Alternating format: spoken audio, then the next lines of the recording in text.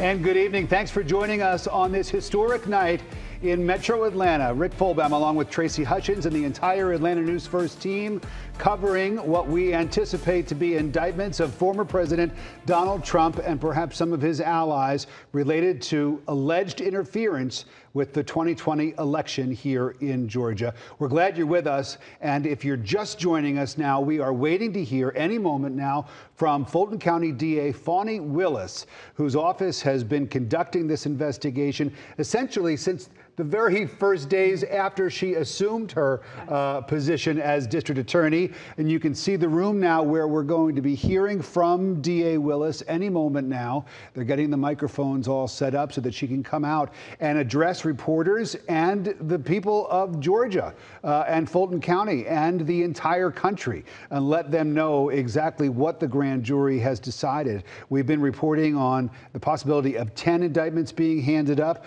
but exactly who is named in those indictments and what these charges are, we just don't know that yet.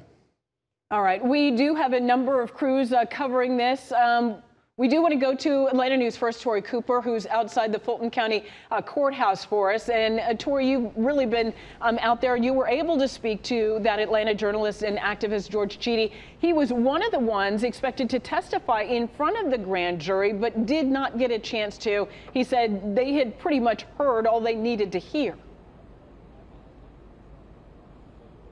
That's right, Tracy. His testimony was not needed today. George Chidi got here at 4 p.m. He walked into the courthouse and then he walked out and then was greeted by a swarm of journalists, including myself. I ran over there as fast as possible, and that's when we were able to address him. And the very first question that I asked him was, "Look, you tweeted a few minutes ago saying you weren't needed, and talk about why that happened." And he said, "Look, I saw something on December 14, 2020 at the Georgia Capitol. I wanted to see the vote sealed, and I knew that the Republican Party wanted to provide additional electors, but I knew something may go down that day. So I was outside of the courtroom and I saw a Republican elector and followed him, and then he was shoved out of the room. He asked why, and he said he was told that it was an educational meeting that was taking place. And now we are learning more about what took place that day. He did share that testimony before the special grand jury that was set a couple of months ago, and then he was not required to share that again today. But we are now learning that former President Donald Trump was indicted tonight. We were able to report that news to you according to CNN. We did get that. I have my producers in my ear right now, and we are able to share that right now on Atlanta News First.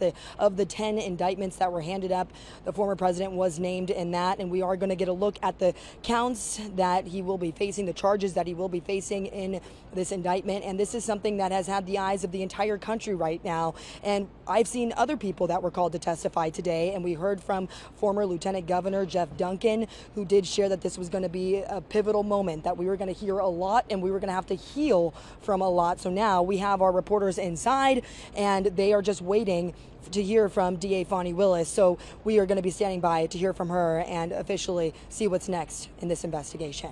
All right, Tori, thanks very much. The information is just beginning to trickle in about exactly who is named in these indictments, and we can report, along with former President Trump, there are 18 others whose names are included in these indictments.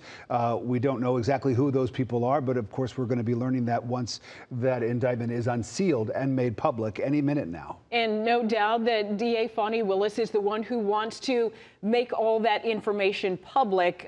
We are just getting bits and pieces of information, but no doubt when she comes to the podium, she will give in full detail, lay out some of the details of this case and also talk about those involved in it.